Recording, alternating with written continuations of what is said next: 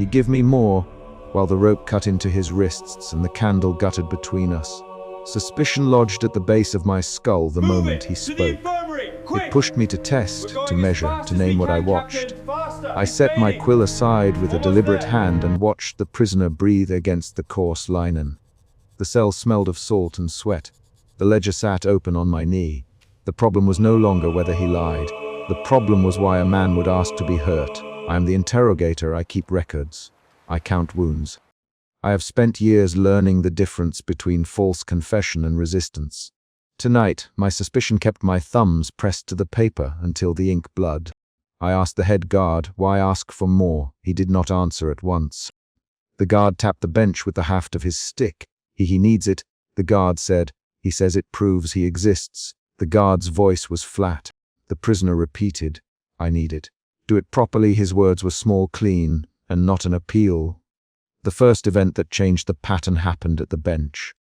The head guard bound the prisoner's arms and delivered a measured lash. I watched the skin fold and leave a bright line. The prisoner made no sound on the first blow. On the second, his jaw tightened. On the third, his fingers found each mark and counted. He breathed out through his teeth and did not curse. I felt a shift from suspicion to unease as I watched him steady under pain instead of crying out. The ledger needed a new column. Reaction, not only injury. Tell me your name, I said. The prisoner looked at me with those wide hazel eyes and answered, They called me Kemal before this place. Now I count what they take. His voice was hoarse. He tilted his head and traced a fresh welt with his fingertip. Kemal, I repeated and wrote the name. That naming felt like a small victory for record, keeping in a larger theft for me. I had not expected to care that a man in squalor had a name. A second external event arrived when I ordered the camp surgeon called. I spoke to the corridor with my quill tucked behind my ear. Bring Dr. Emir. Bring him quiet. The surgeon came with an oil lantern and the smell of boiled herbs. He prodded at the welts and frowned. Emir plainly, this is infection waiting. No more now, I argued in short, clipped sentences. Emir, I want to know if he stiffens at scale. I need to know if this is survival or mania. Emir set his jaw. You are asking me to bless harm. I will not help you do that. Emir's refusal produced a standoff that tasted of metal and authority. The captain arrived later, a figure in a damp cloak who favored procedure over curiosity. Captain Yusuf stepped into the doorway, his boots leaving wet prints. Interrogator, he said, and the title came like a weight. Orders. I explained the prisoner's request. Yusuf's face contracted in warning. Discipline does not require proof through mutilation, the captain said. Politics do not need a spectacle. He named risk in plain terms and reminded me that a blot could ripple to the governor. The captain left a second set of footprints and a new constraint across my chest. The confrontation pushed my suspicion into unwilling fascination. If the captain refused, who would enforce the limits? I felt compelled to find the truth myself. Back against the stone, Kemal me a sliver of his past in between breaths. When I was at sea, he said, we kept a log, each knot, each storm. I could tell a sailor was alive by how he took the ropes. When they tortured me on land, I learned that pain writes me into the day. If I can feel I exist, his fingers found the tattoo at his jawline, a faded sigil I noted in the ledger.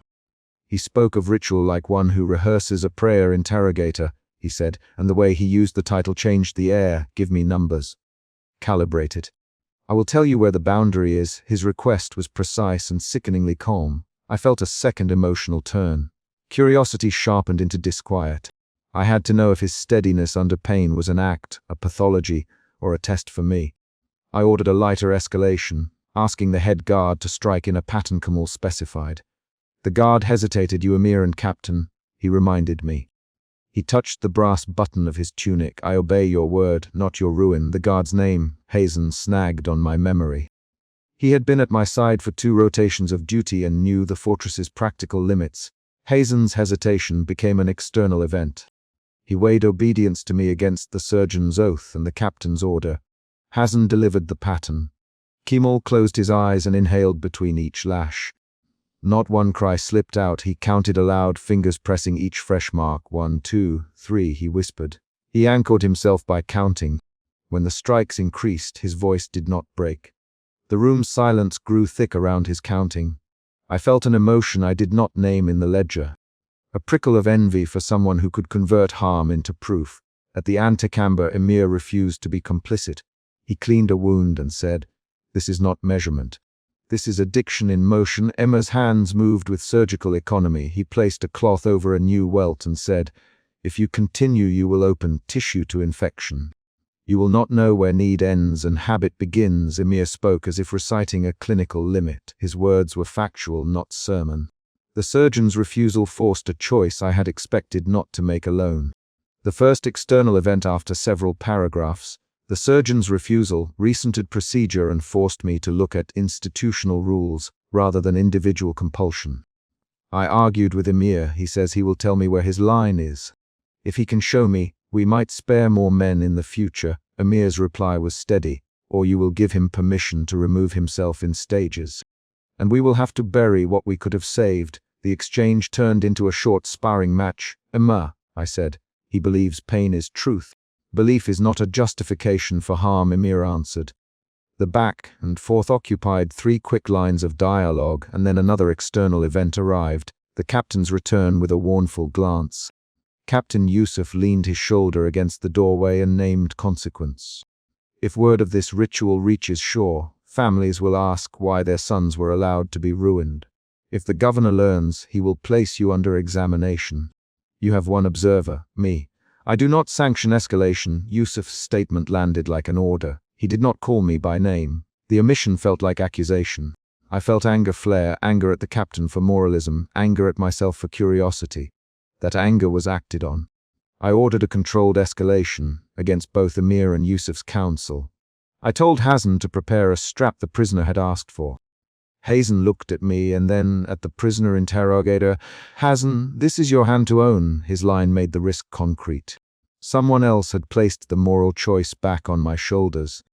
Before the strap touched skin, Kemal described his ritual in a way that shifted power between us. "You will bind me to the post," he said, "and you will pull the strap until my breath leaves my chest. Then stop. Wait for me to come back. If I stumble away, you have not proven me. If I stand, mark it." He spelled out the increments. The way he used the words, calm, crisp, a man delivering orders about himself, bent the interrogation into a bargain.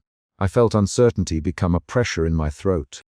He had turned the test into a challenge to my authority. I looked at Hazen, at Emir, and then at the small flame that kept light in the cell.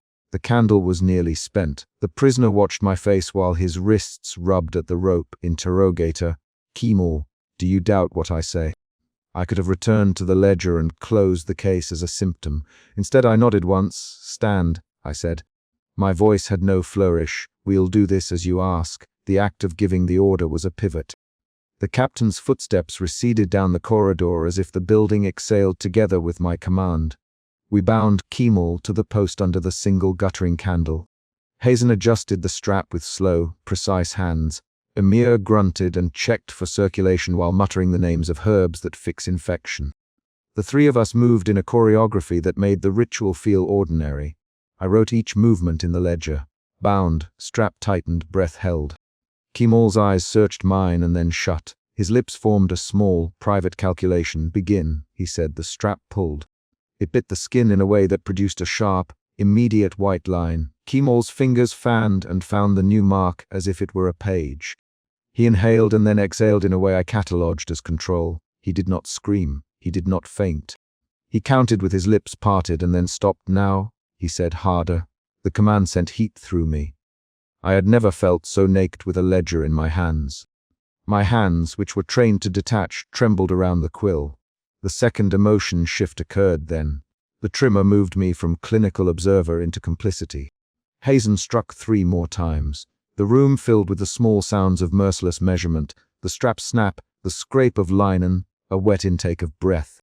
Emir leaned forward and hissed, "Stop. Stop now." "One more," I said. Interrogator: "Hazen, you are asking for blame. Do it." Kemal: "Prove me." The rapid back and forth between Hazen, Emir, and me became a tightening knot. There were 5 quick lines, raw and decisive. At the 5th strike, Kemal convulsed, then steadied. His eyes sharpened. He spat blood and smiled the faintest of smiles. The captain returned then, not with printed orders but with a look that made me flinch. Yusuf did not speak. He watched the ledger, the rope, the fresh marks. He pointed at the column where I had written reaction, record what you saw, the captain said. He did not say help or hinder. He wanted a record, not a judgment. That demand redirected me. I became a chronicler of the act rather than its judge.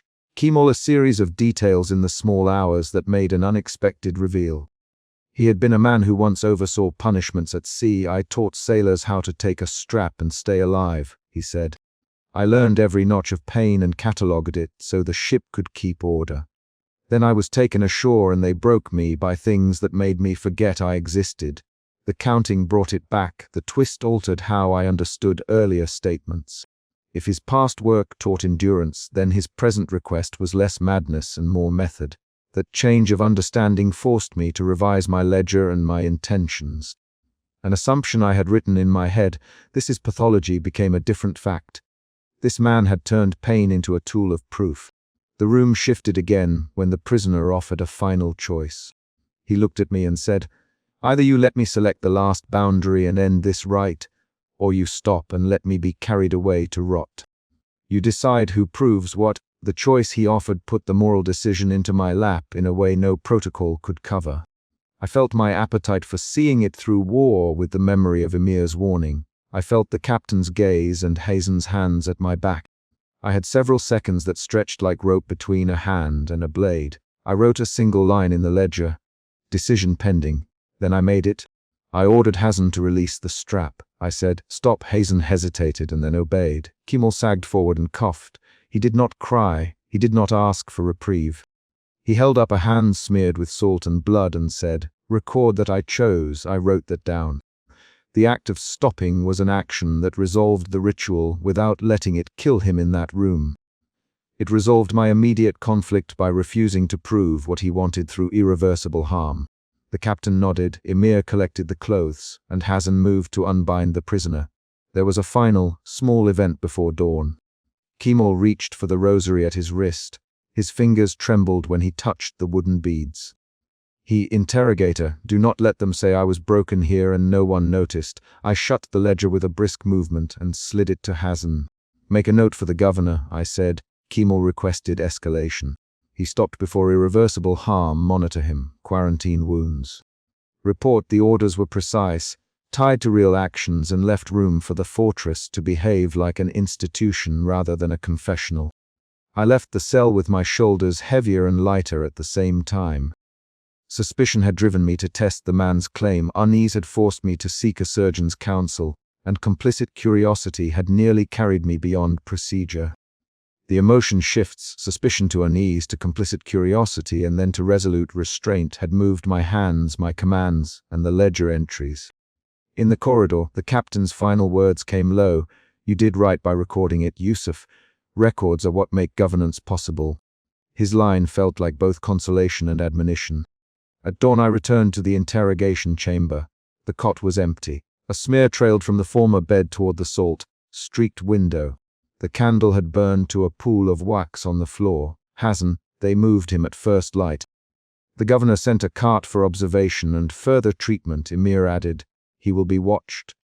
If he asks again, do not permit escalation without medical oversight." I nodded and wrote the governor's orders into the ledger. The last paragraph of the entry was a record. The prisoner requested escalation and later withdrew consent to irreversible harm. The facility intervened. I closed the ledger, but I kept the memory of the strap's snap threaded through my fingers. The decision to stop had been mine. The aftermath would be recorded and circulated. The fortress would resume its routines, the guards would shift duty, and someone would pronounce judgment in a report. I left a final physical note for Hazen. Check the rosary and return it with the prisoner. That small concrete action linked the end of the chapter to an object and a duty. The room smelled of boiled cloth and iron. The candle wax still clung to the basin. The ledger page was blank where the final line might have been if I had written a verdict of human consequence. Instead, I penned the facts and an instruction for care. I did not write the word redemption. I did not write absolution. I wrote orders. The chapter closed on a single concrete beat. A cart's wheel sounded on the gravel outside and then receded, carrying a man who had asked for proof of being and had been given restraint instead. The ledger was placed on the shelf of duty. The fortress continued its watch. He refused his ration and asked for a sharper blade at dawn. Suspicion lodged in me the instant he spoke. I had tasted that line before, and it no longer felt like madness. I set the wooden bowl back into the hands of the guard and stepped closer. The prisoner looked at me with the same pale, avid eyes I had seen the night before when he had said the words that would not leave the room. Give me more, while the rope bit into his wrists and the candle guttered between us. That memory sat on the edge of my pen as I reached for it. The problem was concrete. The prisoner insisted on escalation, and the garrison rules did not allow it. I am the interrogator here. I keep a ledger, a quill, and a habit of counting wounds on paper.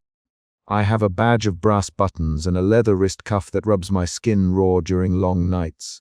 This morning the yard smelled of salt and damp hemp. The prisoner stood on his tether with his tunic hanging loose and salt streaks stiff in the linen. He refused the yoke of food without looking at Captain Murad and said, "Sharper." The word landed between us like a thrown coin. Captain Murad's jaw tightened as he watched. The conflict was immediate and public. Procedure versus a living demand that defied procedure. What do you mean by sharper? Captain Murad, edges that bite deeper. The prisoner answered, "You will take your ration, Murad." The prisoner shook his head. He did not plead for mercy. He for a tool. I felt curiosity follow suspicion. Curiosity does not excuse, but explains why my hand lingered over my ledger. I had recorded him before, in cramped ink strokes, after the last interrogation. I had watched him breathe through pain and count scars with his fingertips. That act of counting had become a ritual the night before. Now it was a command. I told Murad, "Let me speak with him." That sentence moved us from spectacle to procedure. The yard cleared a small space. Guards shifted their spears and the kettle over the brazier hissed. We walked away from the others toward the guard post beside the yard. I signaled Yusuf, the surgeon's aide, though I had not yet decided what to do. Yusuf's hands smelled of oil and boiled linen. He leaned against the post and folded his arms. "You want a stronger instrument?" he asked. "He for sharper," I said. Captain Murad answered with the garrison's rule book instead of a voice. "We cannot create wounds beyond what commands allow." Liability and orders. His tone was short, plain, a soldier's grammar. He kept naming the rule rather than looking at the prisoner. I felt an emotion shift again. Curiosity moved toward a cold, precise fascination. The prisoner had spoken clearly. He had offered specifications in a voice more clinical than pleading. Each time I recorded a detail in my ledger, I felt the ledger's space tilt. Something in me catalogued this as data, not soul. I told Murad, "He knows what he wants. I need a word from you, Captain." My voice held the ledger's neutrality, but my hand tightened on the quill. Murad hesitated. He is a man who prefers blunt outcomes to experiments. You test procedure and you test discipline. If this goes wrong, we will contain it. I interrupted. I did not trust my own interruption. We moved to the armory antechamber while the prisoner watched us from the yard with slow, careful interest. He sat on the low bench and tapped his scarred rosary against his knee. The corridor smelled of iron and old oil. I gave Yusuf the specifications. Straps tighter, blades tempered to a certain spring, edges not ragged but deliberate. Yusuf's mouth set. "He is younger than Murad and less steeped in consequence. You want this precise?" he asked. "Precise," I replied. While Yusuf measured, I felt a different shift.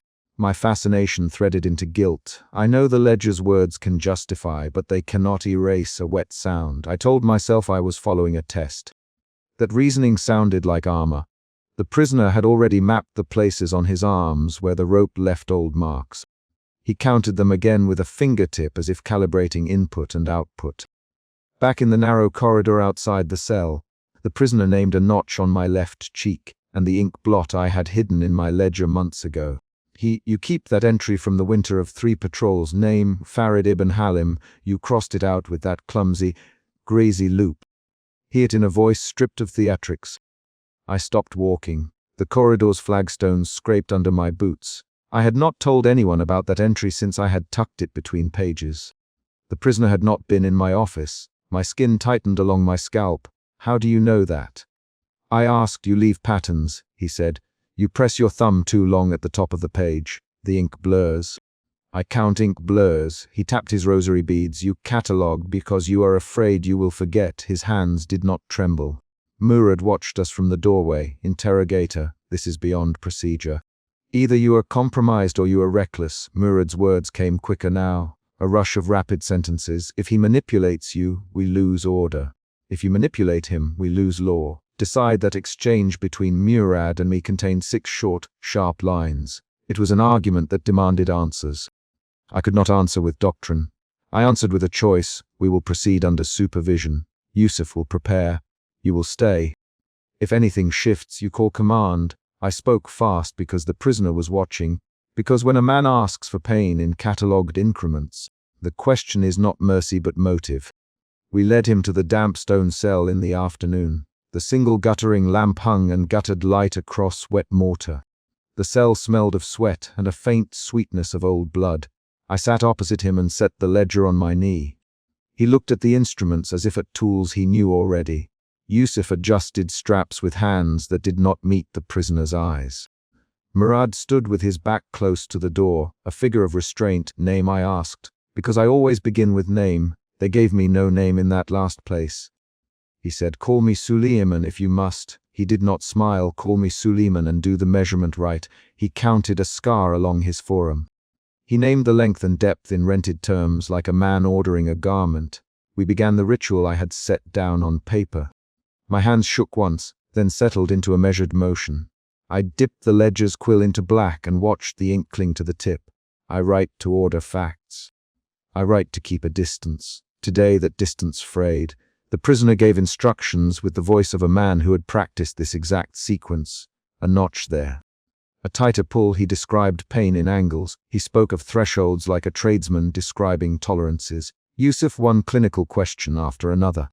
Each reply shortened the room's air.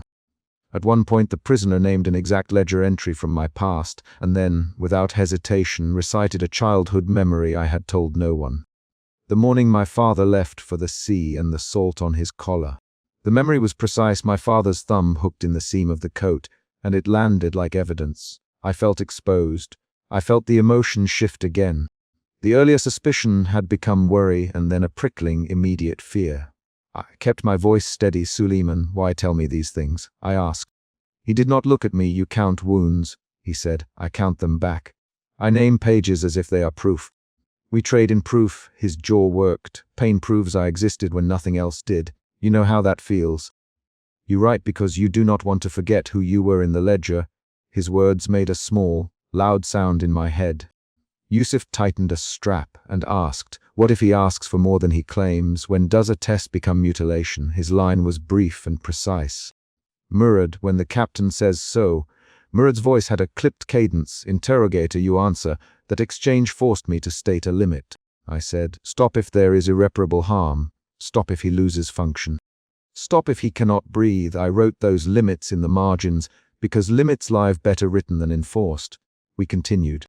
The prisoner watched the blade's angle and corrected Yusuf. Turn it 10 degrees. Notches spaced like this. He spoke names of incisions like a man arranging tiles. I felt my craft, my trained detachment, fracture under the rhythm of his instructions. Each cut followed his specification, and each cut widened my responsibility. A guard mopped his hands by the door. The clack of the mop mixed with a far bell. At one point the prisoner paused and named a ledger entry from a trial I had once overseen. He the name of the witness I had condemned, and then asked me how I had signed the paper. He forced me to admit the way I had pressed my thumb at the corner. I answered with a brittle laugh I did not enjoy. You look for proof in the wrong places, he said, but proof works for you because you can write it down.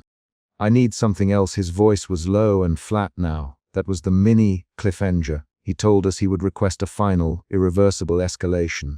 The room went still. The lamp guttered. Even Yusuf's fingers paused on the metal. What do you mean? Murad demanded. A cut that ends it. Suleiman, either a place where the record stops or it continues into silence. Make the choice. His words forced the decision into my hands. The room held its breath and a guard stepped closer. Interrogator, Murad, do not let this become a decision you cannot reverse.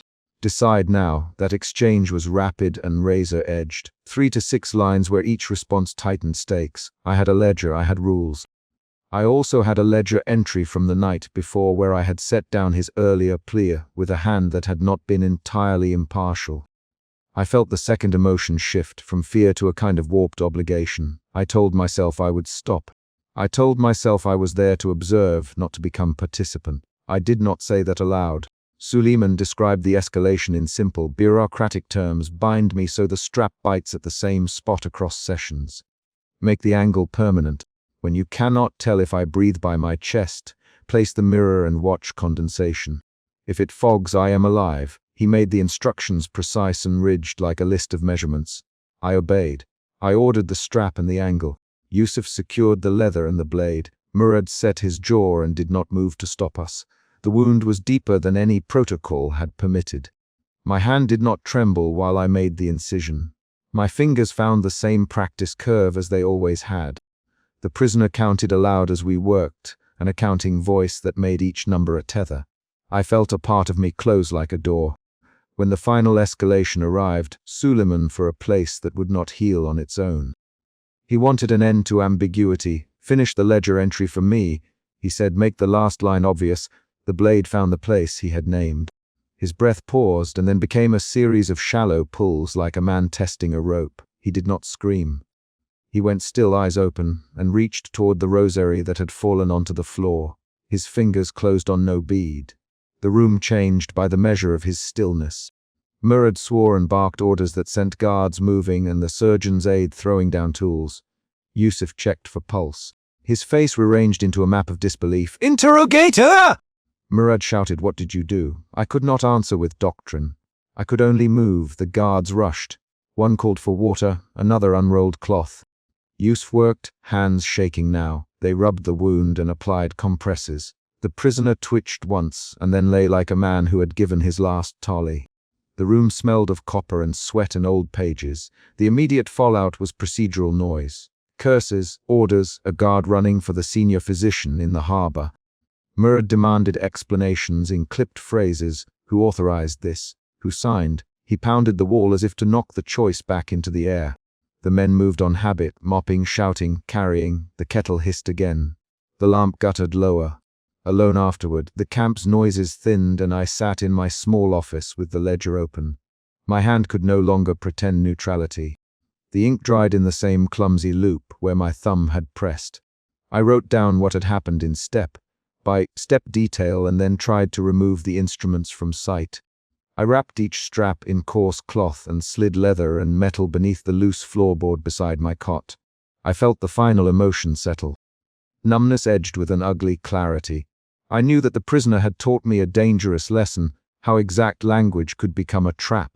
I had been curious, then cautious, then complicit. Suspicion had become action, then remorse. The ledger showed ink and the floor hid instruments, but the ledger could not hide the choices that spread like damp under the stone. I turned the page and paused. The memory from the first night sat folded into my hand. When he once told me to give him more while the rope had bitten, and the candle had thrown a small spinning light between us. That night had taught me to test limits. Today I had breached them. I wrote the last sentence in short strokes and stopped. I could still feel the straps rub on my palm as if it had left an echo there. A knock sounded on my door as I closed the ledger. Interrogator. A voice said, "Captain Murad needs you in the yard." The knock itself was a new event. I picked up my quill and the ledger and left the room with my shoulders set, as if to bear the ledger's weight. Outside, Murad stood with his back to the harbor and 2 guards flanked him. Yusuf was there, his hands still stained. Suleiman's cell lay empty and the rope hung slack against the stones. There was nothing left to say that could undo the order of actions. I stepped forward with the ledger in hand and placed it on the table between us. "Write what you saw, Murad." His voice had returned to its soldier's cadence. "Write the facts. Not excuses." He named the demand, and he looked at me as if measuring me against the page. I set the quill on the ledger and began to write with a hand that no longer felt impartial. I closed the ledger, wrapped the instruments, and slid them beneath the floorboard.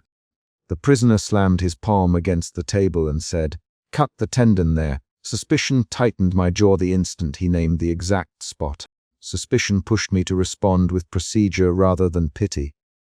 I set the ledger aside with a slow, deliberate movement and watched his hand go back to the leather strap, watching the strap bite deeper into his wrist as if tightening proof into flesh.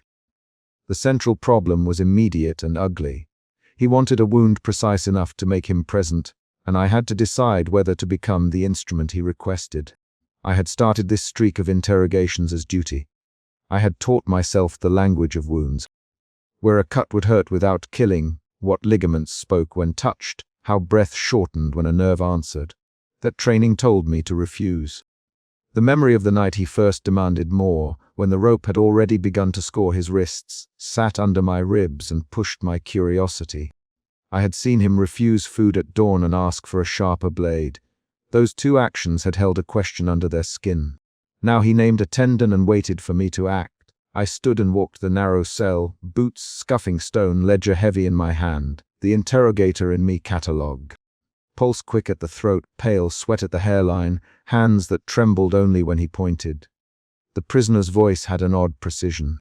It sounded like a man reading a list. "What do you want me to write?" I asked. "Tell me what to record." He answered slowly. "Record that I asked. Record how it felt when you agreed." His words pulled the first shift in me, curiosity to unease, because they turned paperwork into witness, and papers had power here. I left the cell and found the head guard pacing the corridor by the iron door. The corridor smelled of wet ropes and sea salt. A thin light from the slit window cut across the flagstones. "He asks for more," I said. "He names where to cut." The head guard, Mustafa, spat on the floor. "He seeks death or theta." "Which is it?" he asked. Mustafa had a blunt voice and an instinct for the practical.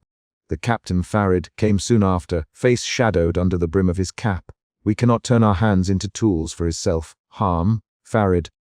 We must not grant him the ceremony of his own undoing." The corridor debate was fast and kinetic. I argued from procedure, Mustafa argued from containment, Farid argued from chain of command. There were 3 rapid exchanges. "We bind him tighter, we stop this, Mustafa, we refuse him, and we risk a riot or worse," I said. "We follow law, or we burn our names into his wound," Farid replied. Those lines cut the air. The emotion inside me shifted again, unease to alarm, because each man named a consequence I had not wanted to measure.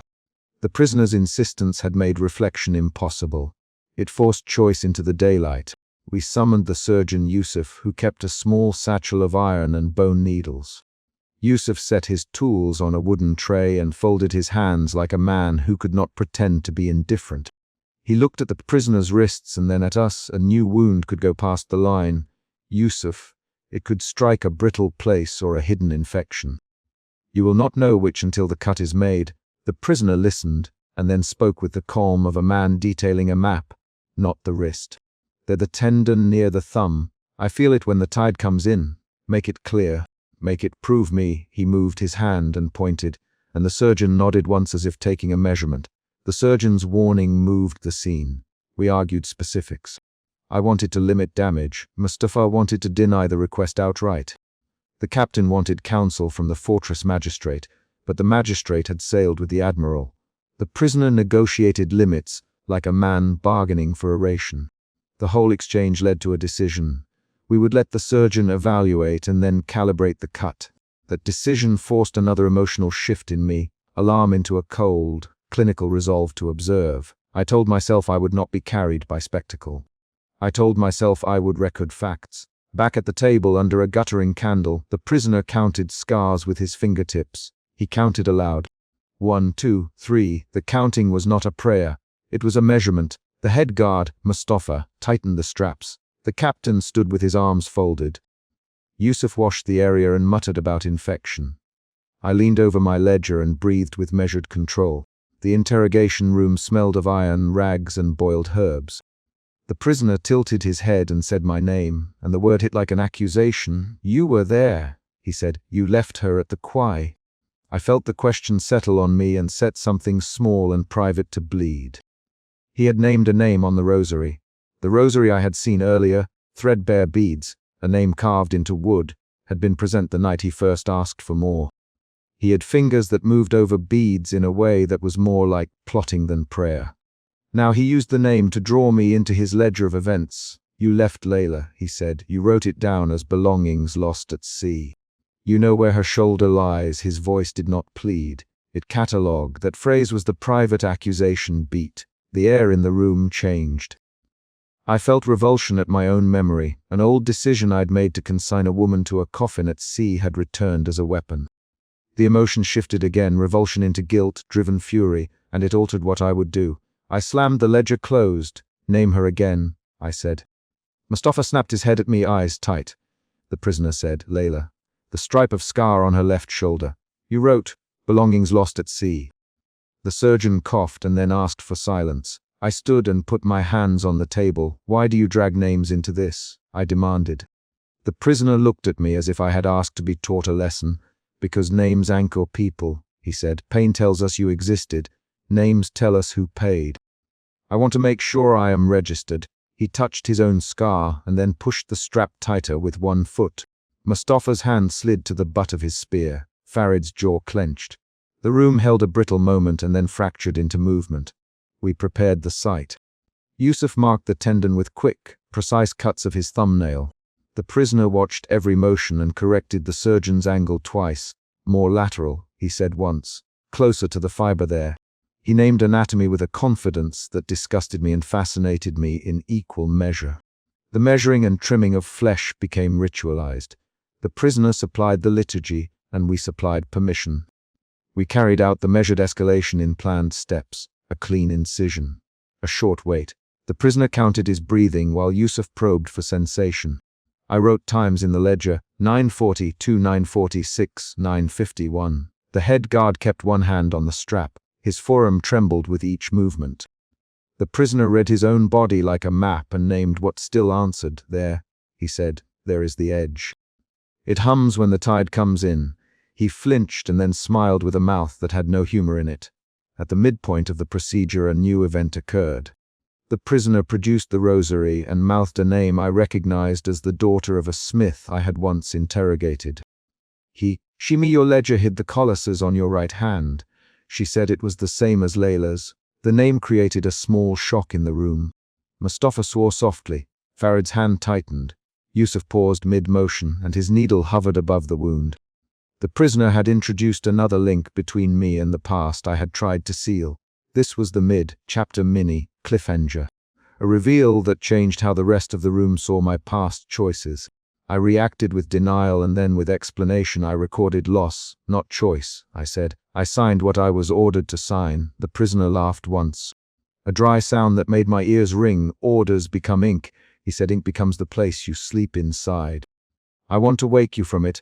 He knelt slightly despite the strap, and the surgeon's hand trembled as he prepared the next incision. The room thickened with accusation. When we reached the climax, the prisoner demanded the final act. Do it slow, he said. Make it irreversible. Make me feel the line that ends me and writes me into your ledger. You will mark the final entry, interrogator. The captain stepped forward and said, Stop this now. Farid's voice carried the weight of command. Mustafa interjected, You will not let him choose death by request. The lines of argument collided in 3 rapid exchanges. Captain, we can refuse. Mustafa. Refusal risks what? Pain without end. Farid, he is asking us to witness, I said. The prisoner watched us decide, he said. The climax scene unfolded under harsh candlelight that flared like judgment. Yusuf's knife hovered. The prisoner hissed at the angle and then threw back his head as if tasting wind. I felt the disciplined shell I'd built begin to break. Guilt had lodged in me. The private accusation had opened it. The final decision was mine to make. To grant the irrevocable cut, which could be a killing stroke, or to refuse and force the prisoner to live with the ache of wanting what we denied. My hands moved slower than thought as I reached for the blade. I say now that I felt nothing like heroism. I felt pressure, muscle memory, measurement. I stepped closer and guided Yusuf's blade. The knife slid. The prisoner inhaled and tightened his jaw. The wound opened with a small, obscene sound. He counted aloud as if reading an inventory, and then he said my name. Do it, Hassan. The captain barked a protest. Mustafa lunged forward, but stopped when Farid planted a hand on his shoulder. The rip of the cut was a sound I will not forget. Wet leather, a short hissing of breath, the clack of a bead striking wood as the prisoner knocked it with his thumb. The cut became irreversible when the tendon parted and the prisoner's hand spasmed. He did not collapse. He sat and stared at the raw place as if testing whether the sensation matched his expectation. Then he did what he had rehearsed in his head. He offered a name from the rosary and accused me again of leaving Layla. "You left her," he said. "You wrote lost at sea. You let her shoulder go. Record that I asked and record that you agreed." The ledger was on the table and my pen lay like an accusatory nail. Someone shouted. The captain ordered the guards to bind the prisoner more tightly and remove him for treatment or burial. The men hesitated. Mustafa moved with the weight of shock and duty, and Yusuf bent to staunch the wound. The prisoner's breathing became thin and irregular. The room fractured into action, orders barked, hands moving, a chair kicked over. That external explosion of motion was our aftershock and containment. The captain wrenched frayed linen from the surgeon's hand and barked the name of the fortress magistrate. No immediate answer arrived from the quay. The guards carried the prisoner from the chamber with limbs that did not match his tone. He did not fight. Outside the cell, in the corridor where salt beaded on the stones, the captain demanded reports. "Write what you saw," he said. "We will not make this an open spectacle." Mustafa spat again and repeated that we had not chosen to be instruments. The surgeon argued for the proper wound dressing. I stood silent in the doorway and listened to the captain speak in orders that tried to reassemble the event into official language. My silence was not neutrality. It was the first clear fracture of the self I had trusted as authority. The emotion there moved from frigid resolve into a small, hollowed confusion. I could not tell whether I had done harm or given witness. I returned to the writing alcove late in the afternoon. The candle guttered and sent thin ribbons of smoke across the ledger. I set the pen to the page and wrote with clinical strokes. Patient name, wound location, time, attending surgeon, notes on consent. Each line tried to strip the moment of narrative and leave only facts. But the act of writing became confession. My hand shook once and then steadied. I noted the rosary's name. I noted the captain's orders. I noted that the prisoner had requested irreversibility. I recorded what I had done. The ledger entry did not ease me. It made a new hollow. The final paragraphs were short and practical. I ticked the entry, closed the book, and pushed the candle until its flame dipped low. The cell still smelled of boiled herbs and iron. The smear on the table had darkened into a slick that reflected the slit of light. I mapped the night's events in my head as if cross-referencing lines in the ledger. The prisoner had achieved what he claimed. A wound that would mark him and a record that would mark me. Later, in the empty hush before dusk, I walked the rampart and looked out at the sea. Layla's face came to me not as a memory but as a precise scene. The way her shoulder had turned when the rope had slipped, the salt grit on the hem of her dress, the sound of 2 boots on the quay. Those details were what the prisoner had drawn from me with his names. I felt a final shift from guilt into a brittle, terrible clarity. The choice I had made in the interrogation room changed my standing in the fortress. I could not erase my signature from the wound. The captain sent notice to the magistrate. The head guard reviewed the watch rotations and tightened orders for the coming nights. The surgeon bandaged the hand and set a timetable for checks. They each made decisions that moved the story forward without my consent. Mustafa muttered about vengeance in low phrases. Farid spoke of protocol and consequence and left the word trial hanging over me like an unsheathed blade. The prisoner remained under guard. He touched the bandage with the same finger that had counted scars and said nothing. Once, when the guards were distracted, he mouthed a phrase I could not quite catch. Yusuf leaned in to listen, and then straightened with sudden authority. He named Leela again. "Yusuf, quiet. She wore a scar the same shape as this." I felt the ledger's lines press down on my chest, and I returned to the alcove to write a supplemental note. Witness statements, captain orders, surgeon's prognosis. The act of writing became an attempt at containment. The final twist that altered my understanding came when Mustafa found a folded scrap of cloth in the prisoner's cell. A fragment from a tunic with a stitch pattern only a smith's daughter could make. Mustafa brought it to me and said, "This bears her mark." The fragment tied the prisoner not only to memory, but to ownership of knowledge. The prisoner had not just accused me. He had held a piece of the world that proved the connection. That new evidence shifted the way I understood my memory of Layla's loss. It turned the private accusation into a public issue. The revelation was the surprise I had not expected. The prisoner had come into the fortress with evidence that linked him to those I had once marked. The chapter closed with small, deliberate acts. The captain sealed the cell, ordering the prisoner be kept alive for questioning under watch. Yusuf recorded the wound as non-fatal but serious. Mustafa tied the ledgers and set an extra guard on the corridor. I recorded everything in the ledger with a certainty that sounded like a stranger's hand. I placed the pen down and felt my fingers tremble where the strap had pressed the skin of my palm earlier in the day. When I left the fortress that evening, I did not go far. I walked to the quay and stood above water that reflected a thin, indifferent moon. I thought of Layla, the scar on her shoulder, her lost trunk, the moment I had chosen to call something lost at sea. The prisoner had forced me into a final act that both numbered him and named me. The ledger would carry the record. The wound would carry the proof. In the end, I realized the real reckoning would not be with the captain or the magistrate. It would be with the lines I had written and the names I had set aside. Back in the alcove, I opened the ledger one last time and wrote a single, clean sentence. Recorded under duress. Subject requested irreversible harm. Attending officer complied. Witness statements appended. I closed the book and pushed it into the lockbox where we kept official records. The lockbox was heavy and did not close easy. It required both hands and a deliberate push. When the lid clicked, I felt the final small snap of consequence. Then a guard knocked on the outer door and asked for the captain. I set the lockbox down, picked up my coat, and answered the knock, moving out into the corridor where men still argued over what had been done. The final beat of the chapter was the knock and my stepping into it, led by obligation and by the knowledge that ledger lines cannot tidy the shape of a life.